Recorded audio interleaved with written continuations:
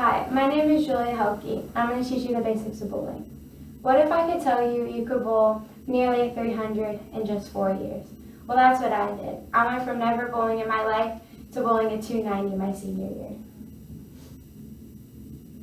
Bowling is more complicated than you might think. When you take into consideration the factors of the type of ball to use, how precise you have to throw the ball, and how to throw the ball, and the different types of oil patterns.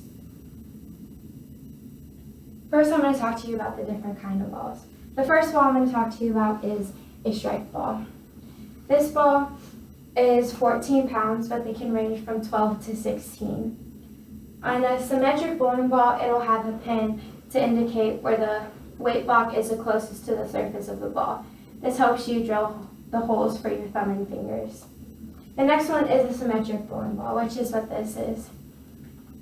You have two indicators, so you have your pin, which is right here, and then you have your PSA, which is here. Because of the different kind of weight block inside, you need two indicators to tell you where it's closest to the surface. Being able to do this will help you keep control of the ball when you throw it, so that way you're aligned with your weight block while you throw. The next bowling ball I'm going to show you is a spare ball. This also ranges from 12 to 16 pounds. This one's also 14. As you can see, there's no indicators on here because it does not have a weight block.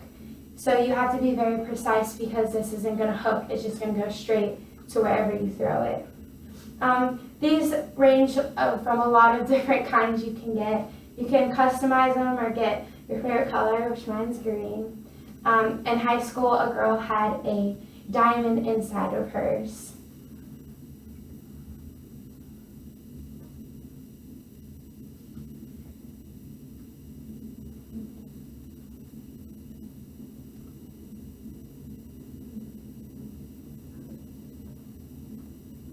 Okay, how to throw the ball. First, you want to make sure you have the right size ball. It doesn't want to be too soft because you don't want to chuck it down the lane.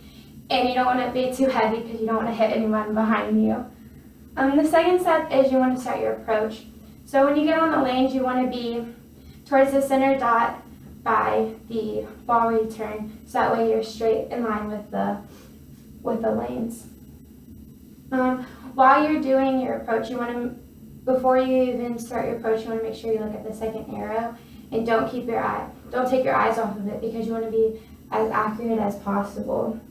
When you start your approach, you want to slowly bring the ball forward, and on the third step, you want your ball to be all the way backwards, and then you're going to follow through. To be able to hook a ball, you want to make sure you have good wrist support so you don't drop the ball. And when you finish, you want to keep your thumb facing the ceiling. You don't want to go over top of the ball. You just want to go straight to the ceiling. A good way to practice this is to have a football and cut the football and then slowly bring your thumb up. You can do this with a partner. And the last step is when you follow through, you want to keep your opposite leg behind you to help keep balance, and you want to follow through all the way to your shoulder, so that way your ball goes straight down the lanes instead of crossing your body, you're throwing it out to the gutter. There's two different types of lane surfaces. The first one is wood lanes. This isn't as popular as it used to be. Wood lanes have a lot of friction and it's a very soft surface. The more you throw on the wood, the more the wood wears down.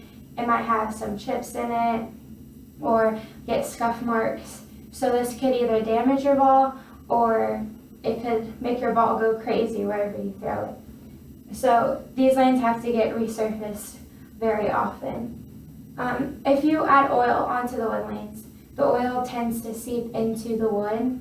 So it's gonna get a lot drier, which when your ball hits a dry pocket, it's gonna hook. So your shot will be super inconsistent because you don't know whether it's gonna hit a dry spot or hit a wet spot.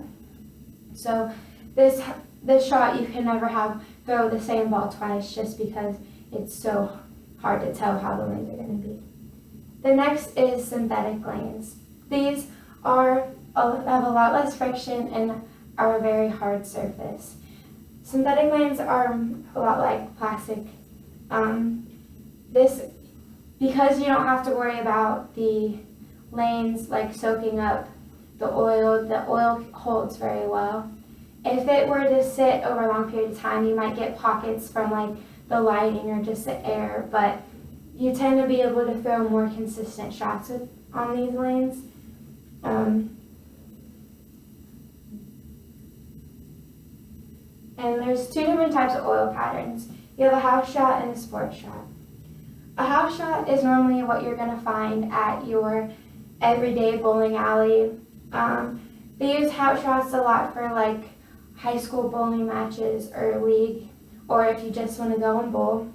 The oil pattern is kind of like a Christmas tree no matter what shot you throw on. It just depending on where the oil is spread out throughout the lane. So on a house shot you have not as much oil on the outsides, but more oil in the middle. So if, for instance, if you were to throw it too far out, there wouldn't be that much oil, so it hit a dry spot faster, and so it'll hook. If you were to throw it in the middle, it'll drag a little bit farther because there's more oil, which will cause it to react later, which will possibly help it hit the pocket. The second shot is a sport shot. There's many different types of sport shots, but this is just a basic one. This is what professional bowlers use, or if you went to a high tournament, or some high school tournaments have these. This shot you have to be very precise because there's like not a lot of oil on the outsides, but there's a bunch of oil in the middle. So when you throw it, if you throw it too far out, it might hook way too much and go past the pocket. And if you were to throw it on the inside, it might not hook at all because of how much oil it is. You also have to be careful if you wanted to pick up something across the lane because it might get stuck in oil and might not hook all the way. So you have to be very precise on your shot. So in conclusion, bowling is more complicated than you may think. You have to take into consideration the types of ball to use, how to properly throw it, and the different oil patterns. I hope you had a ball watching this.